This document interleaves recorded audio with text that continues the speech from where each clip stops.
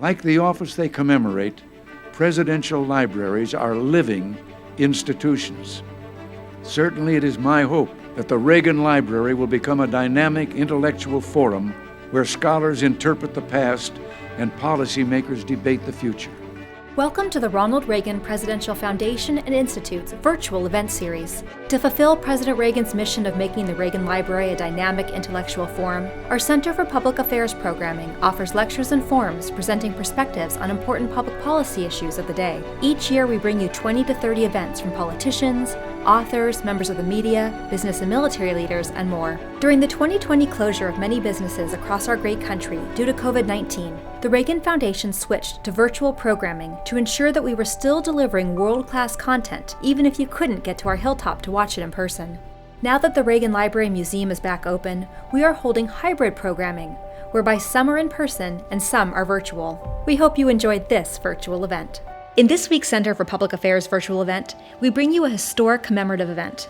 On September 8, 2001, at 11 o'clock a.m. Pacific, Air Force One 27,000, the only Air Force One used by President Reagan and the plane also used by Presidents Carter, Ford, Nixon, George H.W. Bush, and his backups to Clinton and George W. Bush, flew into San Bernardino International Airport. Mrs. Ronald Reagan and then Secretary of the Air Force James Roach exited the aircraft, where the plane was officially retired, with its final destination being the Ronald Reagan Presidential Library and Museum here in Simi Valley, California.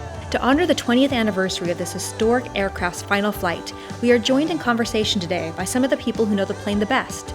Chief Master Sergeant Howie Franklin, who was Air Force One flight steward, and he served 5 U.S. presidents, President Ford, Carter, Reagan, Bush, and Clinton. Lieutenant Colonel Steve Chealander, who served as one of President Reagan's military aides. And James Hooley, President Reagan's Director of Presidential Advance. They joined us today to share some behind-the-scenes stories of working on the plane and working with President Reagan. We now invite you to enjoy our virtual program with Howie Franklin, Jim Hooley, and Steve Chealander, coming to you from our Leadership Academy Oval Office. Joined in conversation by Reagan Foundation and Institute Chief Marketing Officer, Melissa Giller. Thank you so much for joining us today. We really appreciate it. September 8th, 2021 marks the 20th anniversary of Air Force One tail number 27,000, which served as the only plane for President Reagan. He flew on at 660,000 miles.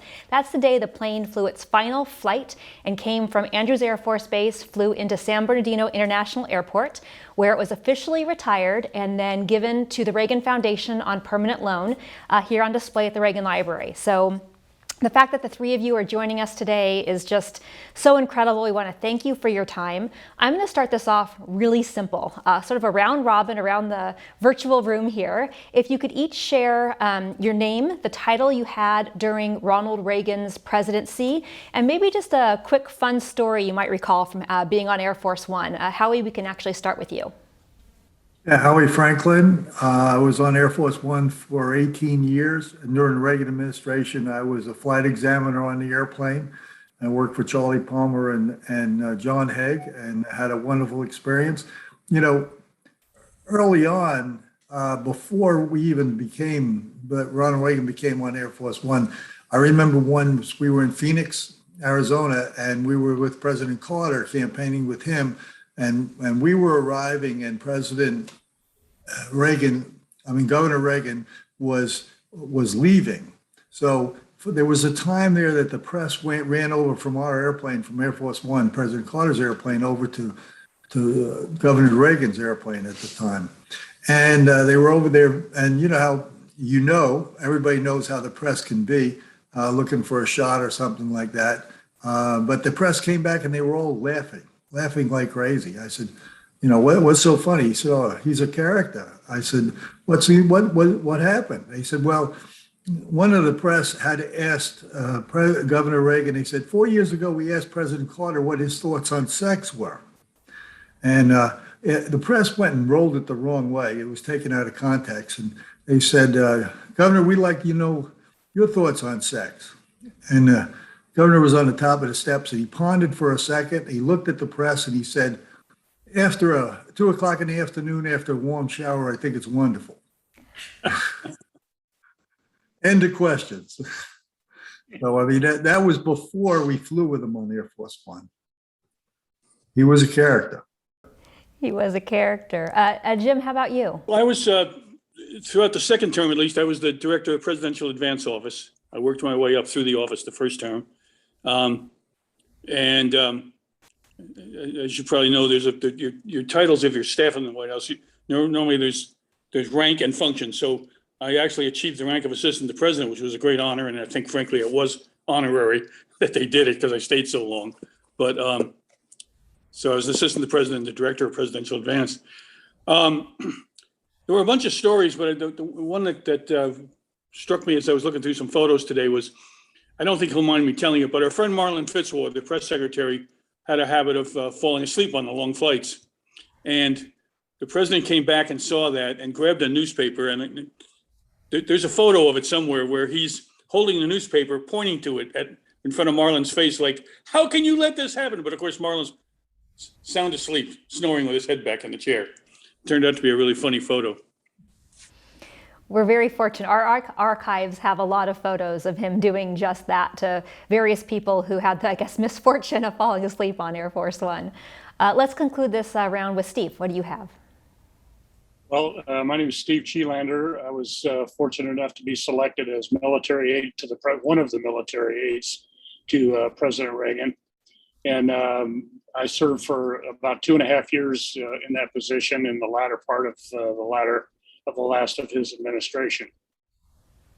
And, to try to come up with one highlight real quick on Air Force One is a difficult thing because it was always a rare treat when you got to fly on board when he was there.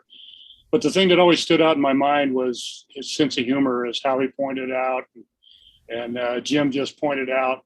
So I'll point out the same thing. And it was on a flight.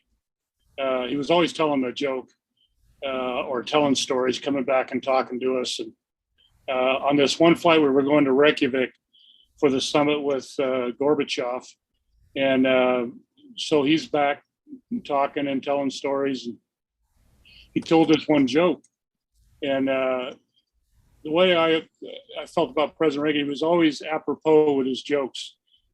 If we were going to go see the Russians, it was a joke about the Russians, and so this was no different. So he told this joke, and I'll carry it just a little bit further. But we landed in. I'll tell you the joke in a minute. But we landed in Keflavik, and then motorcaded to Reykjavik to the ambassador's residence, and we went upstairs to the ambassador's residence where he was going to stay. And Pat Dunn, who was the Navy military aide, was the catch aide, and then I was going to hand off to him. And he was upstairs already in the suite of rooms. Jim Kuhn was there, and the doctor was there. We were the only ones there. So we get upstairs, and he said a couple things, and then he said, fellas, I'm going to turn in. He said, I'm kind of tired, so night, Mr. President. He went in the master bedroom. And so we're kind of standing there, and Jim Kuhn went to his room, and doctor went to his, and I was standing there with Pat Dunn to give him a debrief. And Pat asked me, he said, how was the flight in? Did the president tell any stories, or did he tell any jokes? And I said, yeah, he told us one joke. And Pat says, well, what was it? And so I started to tell the joke, and I just got the first sentence out of my mouth, and the master bedroom door opened, and the president was standing there, and he had his tie off already, and he had his tie in his hand, and he said, Steve, what are you doing? And I said, well, I'm telling that joke you told on Air Force One, Mr. President, on the way in. And he goes, oh, let me tell it. And so he comes back out, and he tells the joke. And the joke was real short. Ivan was out in the square, middle of the square. It was kind of late at night. There were several people out in the square, and there was this Soviet militia, which is their secret police officer out there. And he turned and he saw Ivan. And so he yells at Ivan, Ivan. And Ivan turns around, he sees the militia guy, turns around and takes off running. Militia guy lowers his gun and shoots Ivan.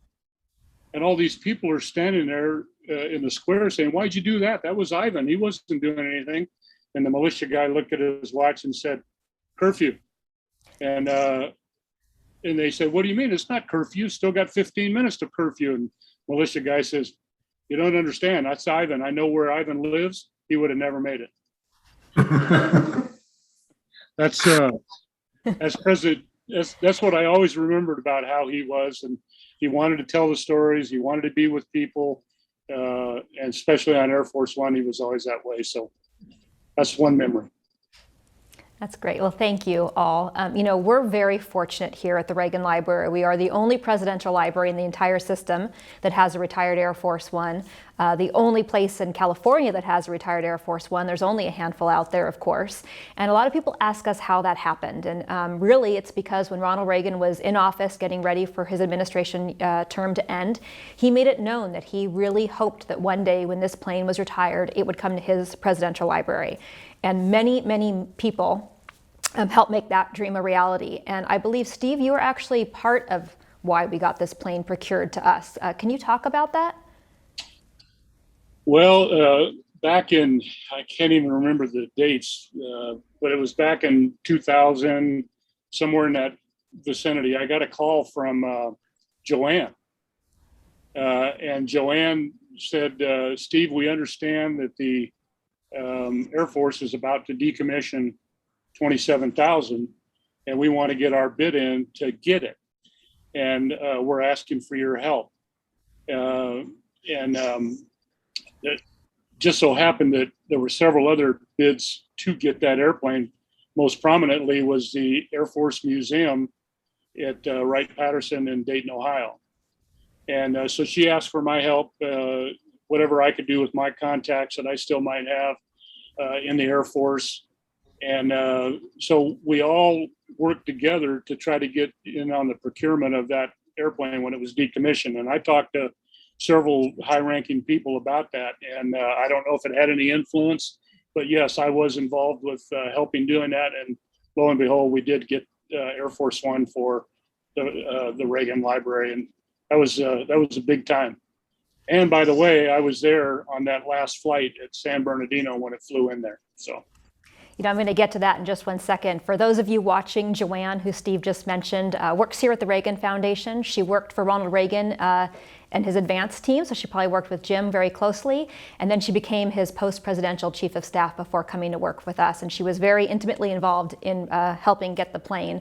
I actually started at the library in 2001, July of 2001. I think I'd been here 2 weeks when we got word that we were getting the plane. So I've been here since the beginning. It was an incredible journey to be there for the arrival ceremony in September and for the building to be constructed, to meet all of you. And speaking of that, Howie, I know you were on that final flight from Andrews Air Force Base to San Bernardino International Airport. Can you maybe tell us what it was like to be on that final flight, share some insight of the various people that were on there and just things you remember? Well, I remember they had a departure ceremony at Andrews, and Air Force One was 27,000 was parked in a regular place that it would be parked as Air Force One. Colonel Tillman was the pilot of Air Force One at that time, and he welcomed everybody, the former crew members, maintenance, Secretary of the Air Force, congressmen, senators.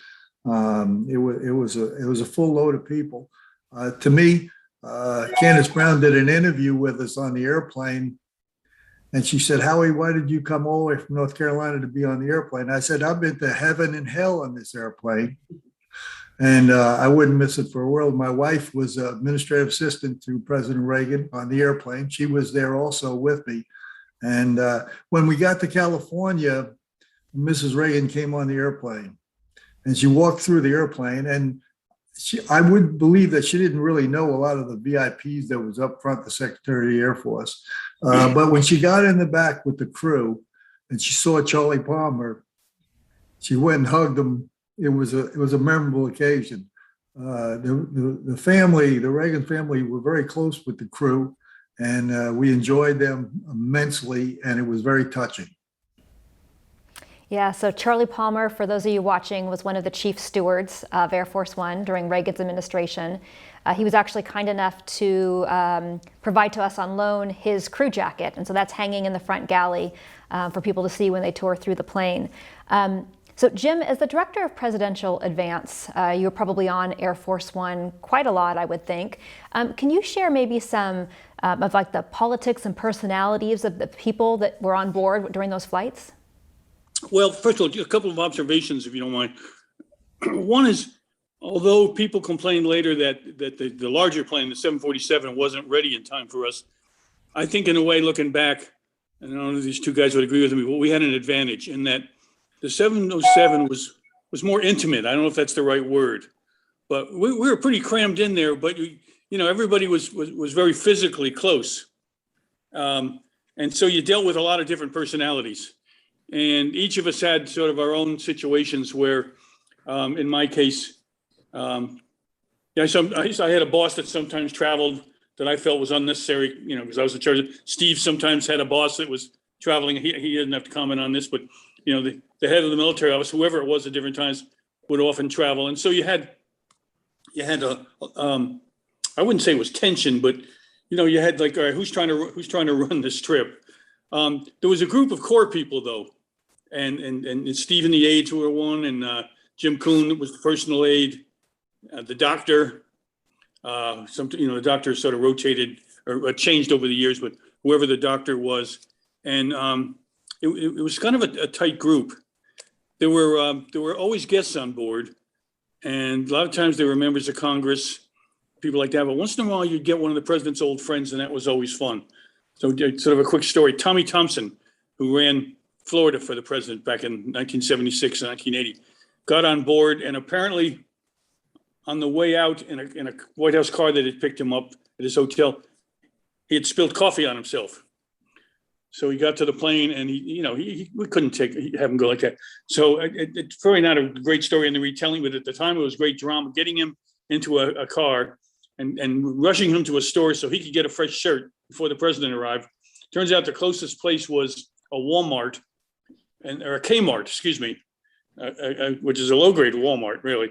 And so he was able to get one of these shirts where it was thin and you could see, you see completely through it. It was short sleeved, anyway, it sort of, you had to be there, but I'm not answering your question very well, I guess. It was fun coming home. Let's put it that way. Trips out, we were working. The aides would be getting, their stuff ready. I'd be getting our stuff. I was in touch with the guys on the ground that I put out there. But coming home at night especially on long trips, was always fun. The president would come back, as Steve mentioned. He'd come back on most trips to say hello to people, but on those particular trips, like coming home from a California trip or from a trip to Denver, let's say a rally, he would take his clothes off up in his cabin and put his pants in his pants presser, and come back wearing sweats. He'd have his tie, he'd have his full shirt, cufflinks, but sweats, looking elegant, and come back to the guest cabin. So if you knew what you were doing, and we did, we'd move back to the guest cabin at a certain point in the flight, and you might have had a bourbon, on the rocks or something. And it would be fun, like when Haley Barbour would be on board, because the president really liked him, and would tell stories. If I could just tell one going on here, but Haley and I have the same photo. He actually had it up on the wall of his steakhouse when he owned it in Washington years ago. And it's this exact same inscription the president wrote. I mean, you can see he hand wrote it, but it's the same inscription. And it says, "Was it you or was it me? Whoever it was, it must have been funny."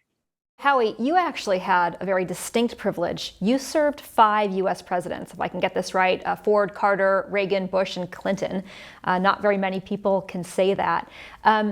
And one of President Reagan's press secretary, Marlin Fitzwater, which I think Steve might have referenced earlier, he once said of you that you knew everyone's inner secrets. Can you share a story or what it meant to you to serve so many missions with so many different presidents?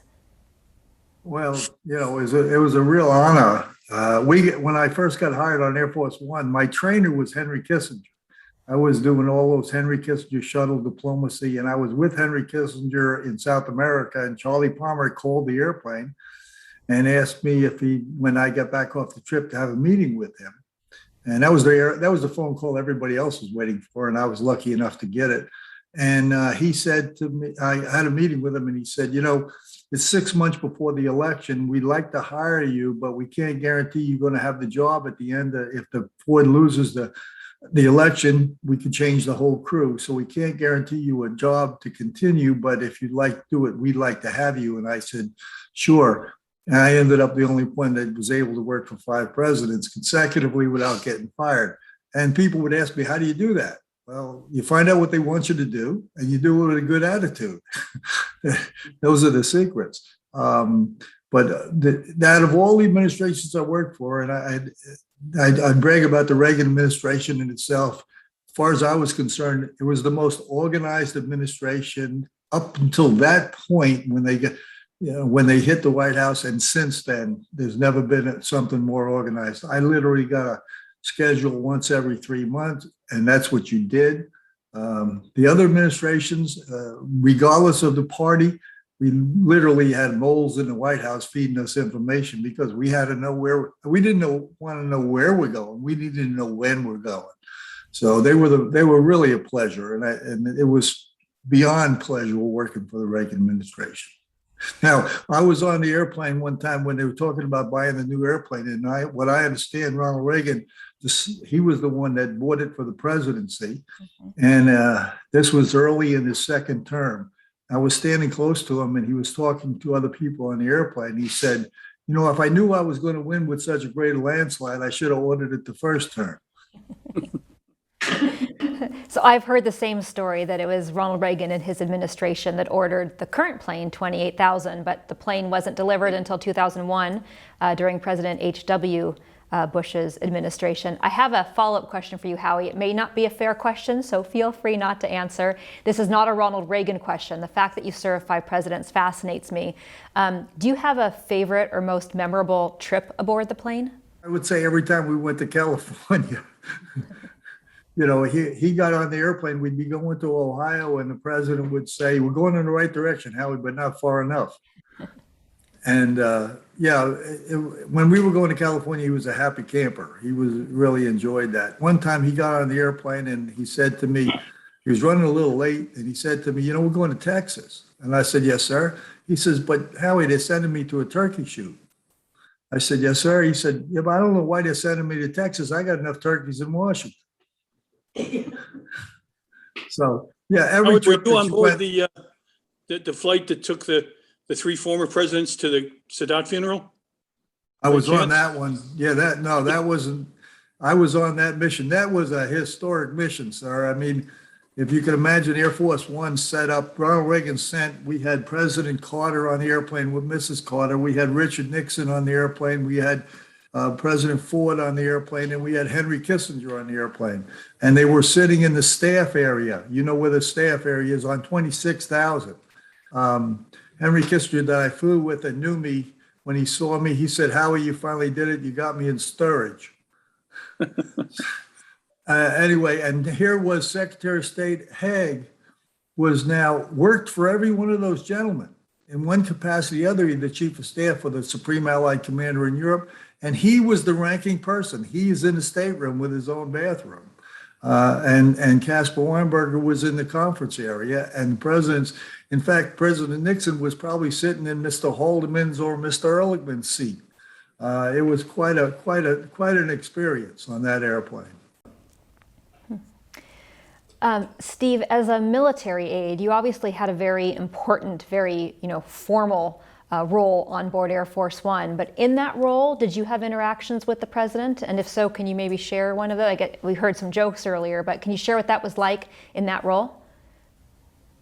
Well, you're right. It was a very specific role that I played on Air Force One. But the one thing that was nice, and over the whole time that I was there, was the nature of President Reagan.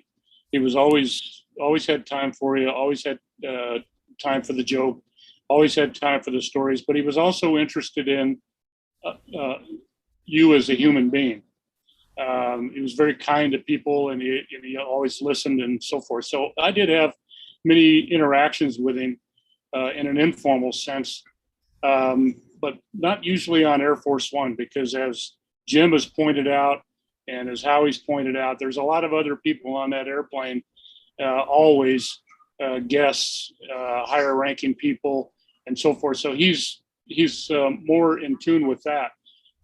So the intimacy that he might have where we can have that conversation didn't really take place on board Air Force One.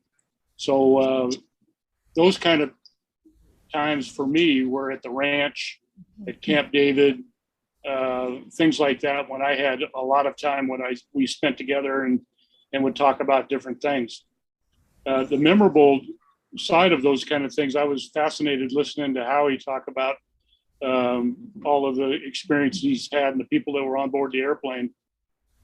And the big time that I do remember, and there was some interaction, was I was on the flight that flew into Berlin, and I was on the flight that flew out of Moscow after the summit. And as I related earlier, I was on the flight that flew into Reykjavik. And so there were some very memorable times on those. As far as interactions with me personally, not as much. But the one thing I do remember about going into Berlin is the fact that the speech was not complete. And it kept going back and forth, trying to get the words "tear down this wall" out of the speech, and he kept putting it back in. And I remember all that was going on that flight going into Berlin, getting that done. And I'll never forget what he said. And I was standing near him when he said it. He said, "You can take it out all you want. I'm still going to say it." and that was Ronald Reagan, and that was the essence of Ronald Reagan. And those are the kind of things that I remember the most. Yeah, I mean, to add to that is, we say here that the plane itself is actually a distinguished veteran of the Cold War, because it's the vehicle that took Ronald Reagan to meet with Mikhail Gorbachev, as you said, at Geneva, at Reykjavik, at Moscow. It's what he used to help bring down Soviet communism and bring freedom to Europe. So exactly. And along those lines, this question's for you, Jim, is presidential advance.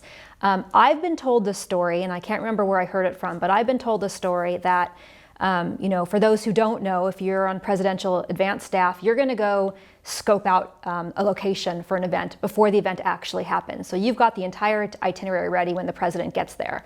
But I was told that for the actual speech in Berlin, that Colonel Reddick, who was the pilot of the plane at that time, wanted to actually fly Air Force One itself on the advance trip, because he had heard that the runway, or knew that the runway was shorter, and wanted to make sure it could take off and land at that airport before the president got on board.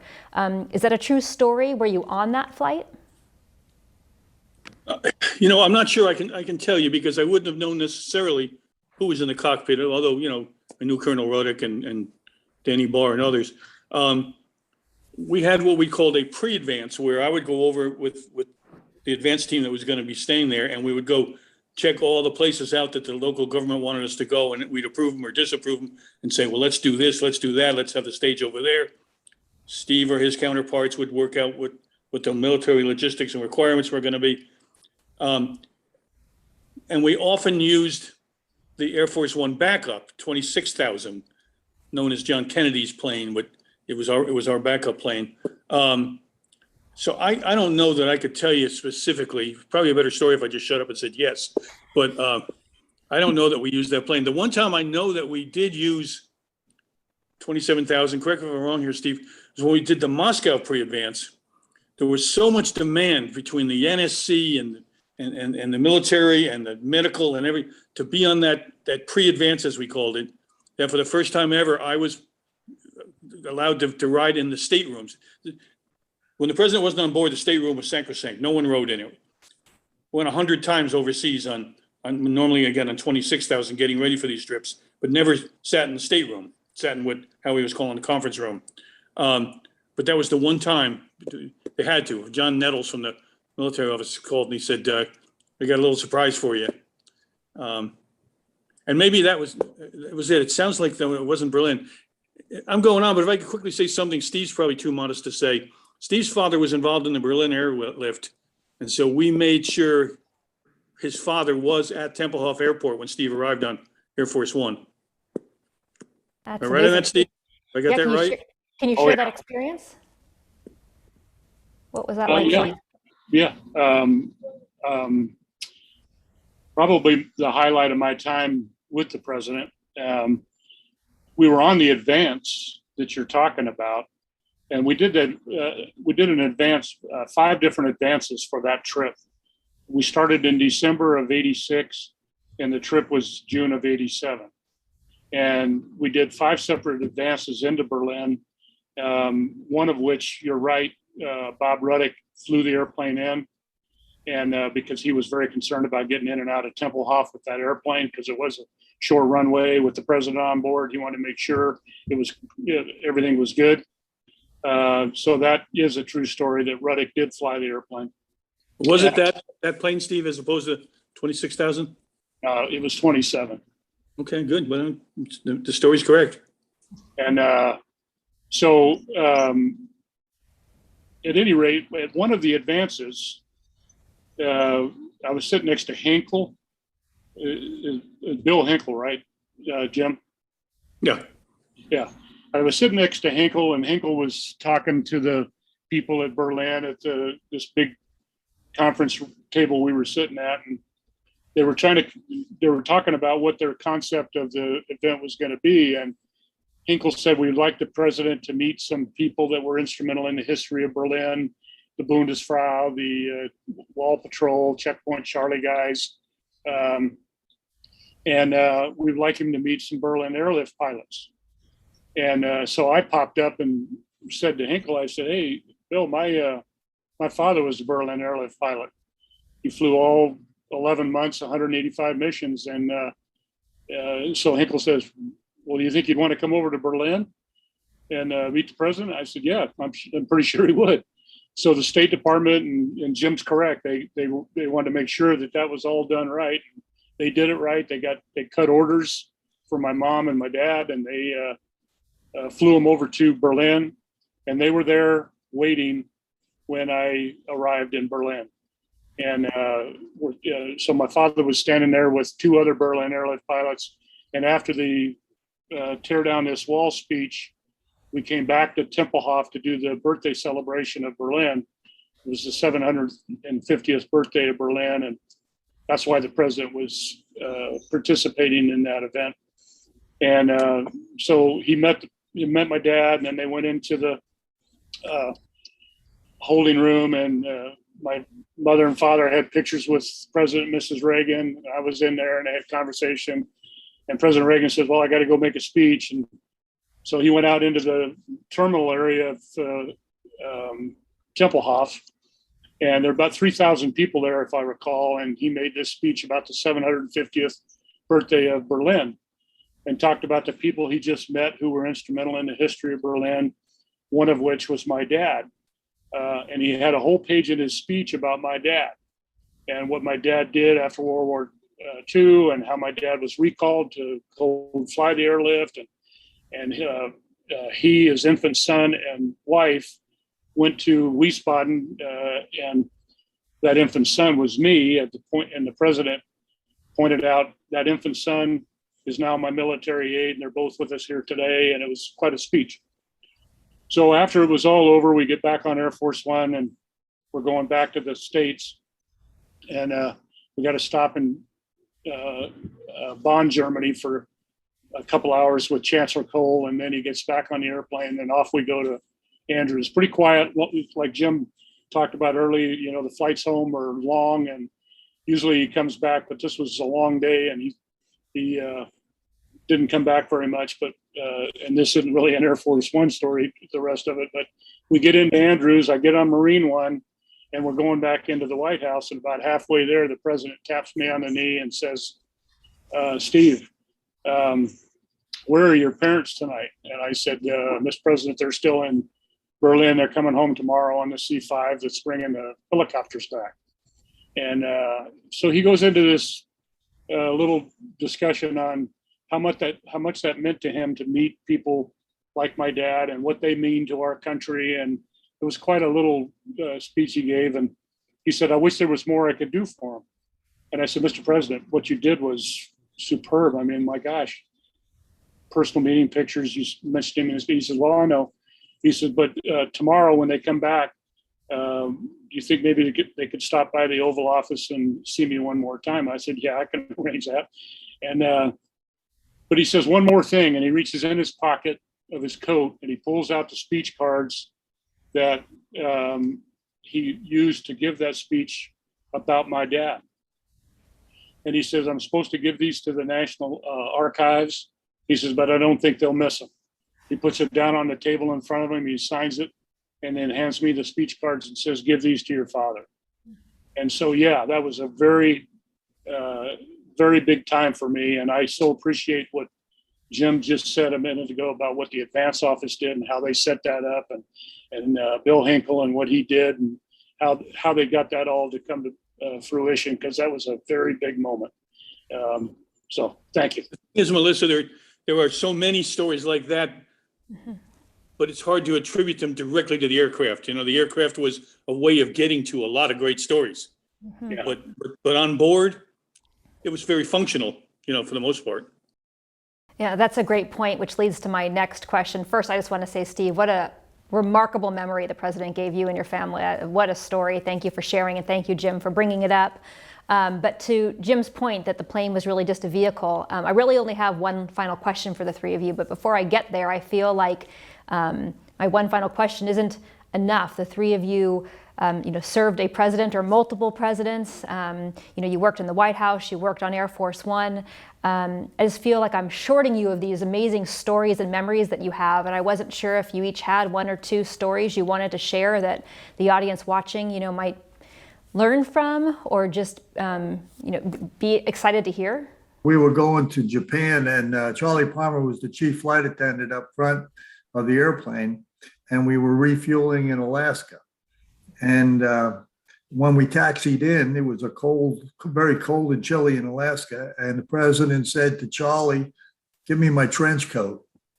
And Mrs. Reagan turned to Charlie and said, "Get him the coat with the fur collar."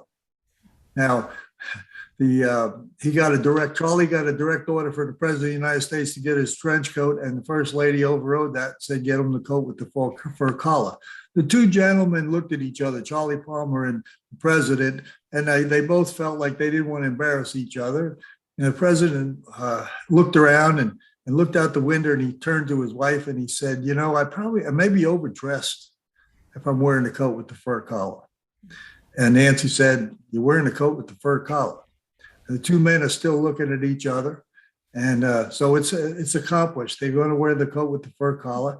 The president waited to the last second. The airplane taxis in, comes to a stop, and the doors open, and the president gets ready to leave. He didn't allow any time. And at the moment when they left the stateroom, he turned and looked at Charlie and he said, "I'm not wearing my gloves." So those are real people, right, in real situations. I have one other thing. This is not on Air Force One, but this is the story I was told by a Navy chief. He did his physical therapy after the president was shot in the White House. And the Navy chief told me that one day the president came in with some papers into a small annex where they were doing the physical therapy. And the chief looked up and there was tears running down the president's face. Now, he's not boo-hooing, but there's just tears running down. And of course, the Navy chief said to the president, "Sir, what seems to be the problem?" The president said to the Navy chief, "They want me to give this Medal of Honor to this one recipient, this family. And he's reading what this man did for his country." And the president said to the chief, "Who am I? Well, what this man did for our country, who am I to give this medal away? I'm not deserving of this." Now that says something. This is behind the scenes. This is who he is. Yep. So, and you know that, guys. You know who he was. Sure. Melissa, is it if the story doesn't have to be attached necessarily to Air Force One, but just to our travels? Yeah, Try to make this shorter than it can be. We were going to Brazil. We went to Brazil in the fall of 1983, and at the time I was just one of the advance men, and I was assigned Brazil. And the thing that's important to this is that the president of Brazil was living at his own ranch, not living in what they had built as the official presidential residence. Because Brasilia was a city built out of nothing. It was a brand new city, in effect. When I was a kid, we used to read in Weekly Reader how they were building this city. So we're staying in effect, their Blair House, this big, huge mansion, should have been their presidential mansion.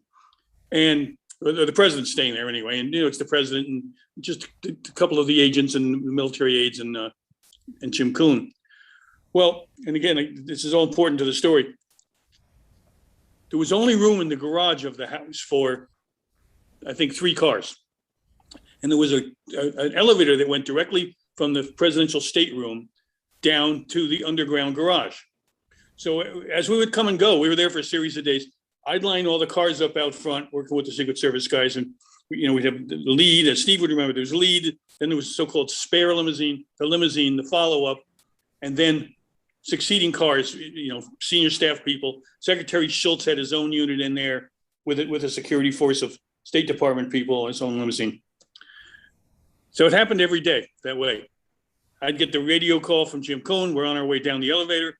We'd roll with the lead police car. Up from underneath would come the spare limousine, the presidential car, the follow-up car, and then the rest would fold in behind. On the last day, we're going to go to the embassy and say goodbye to the embassy staff and make a speech.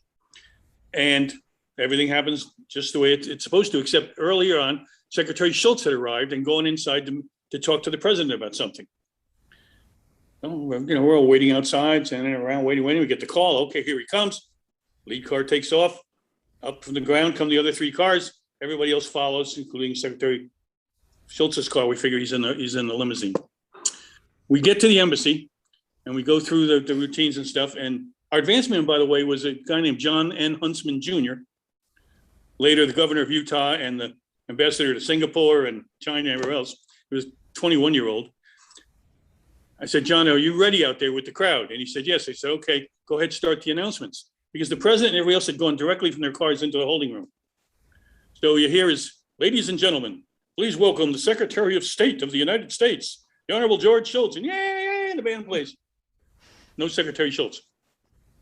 I'm looking back at the holding room like, what the hell's going on? So I go running toward the door to try to find the person at the time, say, send out Secretary Shultz. And once again, John Huntsman has the guy announcing, ladies and gentlemen, please welcome the Secretary of State of the United States, George P. Shultz. Yay! I go inside. They're all standing around talking. The president's got a cup of coffee.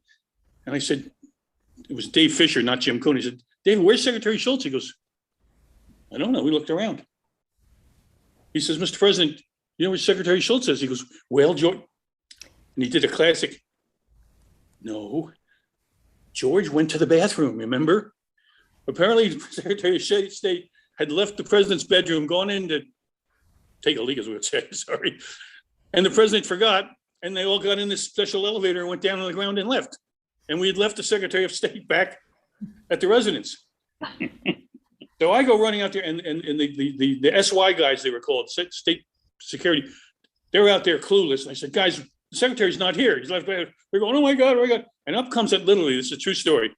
If I ever do a book, just going in the book, up comes a taxi. And out comes Secretary of State. And as these guys know, he was not a friendly man, really. He put up with no, I'll be polite, no phoniness, but he also was just not a real friendly guy. He comes barreling up. I said, Mr. Secretary, what happened? He passes me, walks in the room. President says, George, they've announced you 3 times. He says, I don't know who this senior Hooley is, but he must be awfully goddamn important. And the president looks over and Dave Fisher gives me a look like, you might want to leave the room. And I'm starting to back out and I hear him say, I went to every car and every car said, no, only for Senior Hooley, only for Senior Hooley. Because we'd had problems with people walking off with the cars, other State Department people taking the cars that were assigned to us, and I had put down and laid down the law. Anyway, I told the story sort of half backwards, but so anyway, so Shultz was left behind. He was mad. We got on board the plane leaving that night, and the president came back, and he kind of looked at me like surprised to see me on board because normally we stay behind a little bit, and he said, Senior Hooley, have I got a car when we arrive? Sorry for the long story. That's a great story. Great story. If you could have seen that, he was so mad. Steve, do you have one more? I know, again, hard to boil it down to one more, but do you have one more sort of Air Force One or travel story you want to share? Yes, I do. The meaningful one to me, and it goes a little bit to your political question earlier, a little bit. But in Moscow, we were going through all the events and, to the Kremlin and all the different things we had. And the night before we were to leave, the Gorbachevs invited the Reagans to the dacha or dacha, however you say it, which is their Camp David for the general secretary. But they limited us to how many vehicles we could have in the motorcade that brought the president to the dacha. They said you can only bring 2 vehicles in. And so the president said, well, that's okay. He says, Steve, you and Dr. Hutton ride with me. And so we piled into the presidential limousine, Dr. Hutton and I, with the president and the first lady, and went into the deal. And they stopped by the guest house as we got in there. We got out. They kept going down to the main house, and they had dinner with the Gorbachevs. We went in to the guest house, and in there was the head of the 9th Directorate of the KGB, which is their protective division. Dukachev. Dukachev. And it was like their secret service. And so Dukachev is in there, and he's got several of his people. And we noticed when we first walk in, and it's Dick Griffin, Secret Service, Jim Kuhn, Dr. Hutton, myself. And we walk in and we notice there's these shot glasses lined up on the bar. And so Dukachev says, before you leave Soviet Union, tomorrow you must drink vodka. And so they pour vodka, and of course we're looking at each other, and we're all in our duty status, and how are we going to get out of this one? And so we all decided, Dr. Hutton said, well, one's not going to hurt us. And so we, threw a shot down, and then they had caviar and all that. Well, the night goes on, and pretty soon it's over, and we go back, and the limousine pulls back up, and we get back in the limousine, and I can tell the president, his cheeks are a little rosy, and he's first thing he says, did you fellas try any of that vodka? And we, of course, we're kind of sheepish about it, and we said, yes, sir, we did. And he goes, I did too. And he said, wasn't that great? So, and the whole ride back was like kids in out on a joyride. It was a fun ride back and so forth. But I lead into that to lead to the fact that we were leaving the next day. And the next day we had to we stood out at the airport, and we trooped the line, only we didn't review the troops. They marched in front of us. And so the Soviet troops goose-stepping in front of President Reagan, and I'm standing right here on his left shoulder. And he's kind of whispering to me and so forth, the eerie feeling he was getting. And then we got on board Air Force One, time to depart. We said goodbye to, I think it was Shevardnadze was out there to see us off, and several other people there. We said our goodbyes, get on board Air Force One. And the president took his coat off, came back into the cabin where we sat for takeoff, which was back from the stateroom and past the senior staff cabin. And he stayed back there for takeoff. And I will never forget, once we took off and we were wheels up, the cheer that went up, led by the president, and started singing God Bless America. Yeah. That was one of the most memorable times I've had in that role, as I watched that right before my eyes. It was he was so happy to be off Soviet soil and headed back to America. And he made that well known. So that was a big time for me. Big memory. One last thing. One last thing. I sent you an email just before this started with a picture in it. I hope you got it. And I think I maybe told you that story before, but the whole time I was there, I was always trying to get the Thunderbirds or the Blue Angels to fly for the president. And I got the Thunderbirds to fly over Andrews. That picture that I showed you or sent to you, he was standing in the doorway of Air Force One when they flew by. And Fitz, the official photographer, he was standing behind the president in the doorway and took that picture looking out. I thought, that's an Air Force One story. And I wanted to share that with you. It's an amazing story, and it actually leads right into my final question. Thank you for sharing that. We'll start with Jim. You worked for Ronald Reagan since 1978, and then through the entire presidency. Working with him for so long, is there maybe a life lesson you learned from working with him that you could share? Yeah, I think there probably is. And by the way, I continued, so in my service, I say, I'm proud to say, by Mike Deaver hired me to run the opening of the library where you work, and the opening ceremony. And then I was responsible for the execution of the funeral out there. So I have a good, 14, 16 years, I think, if I total them up. It's hard to, I definitely have the lessons. It's hard not to be corny, or to sound corny by saying it, but it is so true. And one of them is just be civil to people. I mean, we used to have a phrase when the advanced guys would call me from the road and say, I got a problem. I got this mayor, he's a, you know what, and I'd say, what would Ronald Reagan do? And Deaver had taught me that. Mike Deaver was my mentor and, my boss at the time. Is always ask yourself, what would Ronald Reagan do? And normally you'd come to the conclusion, he wouldn't make this a big thing. He'd figure out how to, give in a little and make it work. He was such a gentleman that it was hard not to want to be that way yourself. And whenever I say it's sort of saying the same thing, I think. It just, there's a civility, a graciousness, a being a gentleman about him, but never lording it over anybody. I always said that I always thought he thought it was his job to make other people comfortable.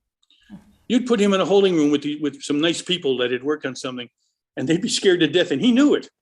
And so he'd engage them in conversation because, he knew that they were thinking, oh my God, what am I going to say? This is the President of the United States. He was always trying to make other people comfortable. And I think these other guys probably experienced the same thing. I know you did, Steve, at the ranch, where he'd always, whoever the new aide was or whatever, he'd always do his best to make that person comfortable. So anyway, I'm sorry to go on. No, that's, it's great. I've worked here at the foundation, as I said earlier, for 20 years, and almost on a daily basis, we talk about his civility and what would Ronald Reagan do, and making sure that people are treated the way Ronald Reagan would treat them, no matter what their stature was in life. So that's a great life lesson. Howie, it might be a harder question for you because you did serve for 5 presidents, but is there a chance you might have learned a lesson from Ronald Reagan? Well, he was a boss, and a great boss. If I went into the stateroom on Air Force One to do something insignificant, like bring him in a fresh glass of water, and I wasn't looking for it, but it happened every time. He would do something non-verbally or verbally to raise my self-esteem. That's a boss. And he didn't have to do that. That's what he was behind the scenes. And, I'd worked for all these other presidents and flew with Congress and flew with Secretary of States, Secretary of Defenses. And when Reagan came in office, I laid for him. I knew he was an actor, and I knew he was the governor of California. I knew he had good stats in California, but I wanted to see what really we were going to get. So for 8 years, I was wondering if I never saw anything other than what you saw. He was the finest human being I ever met in my life. And he had, if you got around him, and the other gentleman I think will agree with this, you were within several feet of the president, you felt energy. He absorbed that, or gave that out to everybody else. One other thing, one time we were with George H. Bush and with the big 747, and we went into California, and President Reagan's secretary got in touch with Kim Johnson and said the president would like to see the boys, the crew. So we went to his office, and I briefed some of the people on the crew who hadn't been with Ronald Reagan. I said, when you meet a president, there's going to be a shake and take. That means there's going to be a photographer there. He's going to give you a present. He's going to thank you. And that's usually what you do and what you experience. Well, we went into the president's office, and he was there, and we saw John Boletta and the other Secret Service people that we knew before, and his secretary. And the president was there at his office, at his personal office, at the door, with a cameraman, with presents, and it was a shake and take. But when he gave you the president, he told you to go in his office. And the whole crew marched into his office, and he closed the door. We spent 45 minutes with Ronald Reagan in his office, and it was absolutely amazing. Now, when we walked out of there, several crew members had not flown with the Reagans. And this lieutenant colonel came up to me and he said, Howie, that was amazing. I said, yes, sir. He said, the man was excited about meeting me. And, you know, That's the feeling you gave people. Yeah, and it was natural. You didn't have to work at it. He felt it. He believed it. Yeah. Thank you very much. Story. Yeah, no, yeah. Thank you for sharing that. Steve, we'll end this question with you. Any life lessons you learned from the president? Well, everything, ditto everything Jim Hooley just said, and ditto everything Howie just said. Civility, kindness, always had time for you. I mentioned that earlier. Jim mentioned one thing that I can just kind of allude to a little bit, and that's other people in the room when he walks in. He knows who he is. He's very comfortable in his skin, but he also knows that these other people can be intimidated by the fact that he's in the room. One of the places that I always saw that happen was in the holding rooms before he's going to go on to speak. And you always bring him to the holding room. And in the holding room, we always had the communications set up and some airman or soldier or private or corporal or whatever running the communication system. The medical unit was in there. There were medical staff in there and so forth. And they're kind of, off to the side and so forth. But there's several of these military enlisted people in there. And President Reagan would walk in, and then, these people would stand at attention, and here's the President of the United States, Commander-in-Chief in there, and he would always seek them out, gather them around, ask them who they were, talk to them, tell them a little story about this or that, ask them about themselves, and immediately, within just a minute or two, you could see everybody's comfortable. Everybody's feeling, all that tension's gone and so forth. And Jim Hooley is exactly right. That's how he made you feel when he walked into the room. And so, yes, I walked away from that job, and I've said many times, I've given many speeches, as you know, about President Reagan. And every time I say, he changed me just by being around him, the example he set. I felt like I was strong of character before, but he solidified that character going out of there. Like Jim said, you wanted to be like him, he set such a great example. So yes, I did learn from President Reagan. Melissa, can I tell you a quick little anecdote fits into this? Of course. We used to have the offstage announcement area, which I'm sure you're still familiar with. And there'd be so many events at colleges and stuff. And this one I can think of right now illustrates exactly what we're talking about. It was, I believe it was Ohio State. There's probably 40,000 people out there. We're under the stands. The holding room was under more or less under the bleachers in the locker area. There's 40,000 people and they're cheering and you can feel it. It felt like the roof was going to come off. There's thumping and they're cheering and Reagan, Reagan, Reagan, and the band's playing, and you got this up. And he could sense that we were all ginned up. You could just tell that, it was many times as I'd seen it, I still had goosebumps. This is amazing. We're about to go out there. And you could tell you could tell he almost wanted to kind of calm you down a little bit, And so it's time for him to go out. My advanced guy says, we're ready. We turn to probably the aide who tells the walk-on announcer, we're ready. He gets on the headphone to the band leader, says, go ahead with revels and flourishes. So you hear dun, dun, dun, dun, dun, and of course the place just goes ballistic.